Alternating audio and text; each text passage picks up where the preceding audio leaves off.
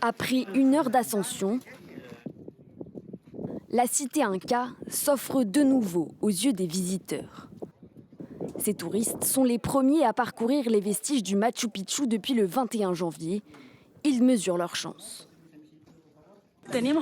Nous avions prévu la visite et juste avant d'être arrivés, le gouvernement les a suspendus. On était très nerveux parce qu'on ne pouvait pas venir.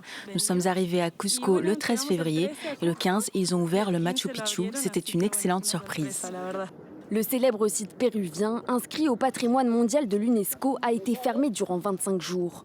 Une mesure exceptionnelle provoquée par la contestation qui a secoué le pays.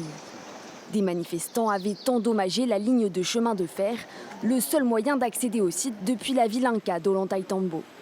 Le trafic a à présent repris et quelques 1000 visiteurs ont pu découvrir le site ce mercredi.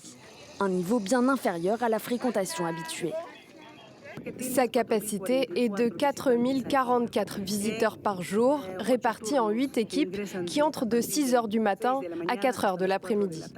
Les autorités cherchent désormais à rassurer sur la sécurité dans cette région très touristique. Comme dans la plupart des zones andines du pays, la région de Cusco a été le théâtre d'importantes manifestations depuis le 7 décembre dernier pour réclamer la démission de la présidente Dina Boluarte et la dissolution du Parlement.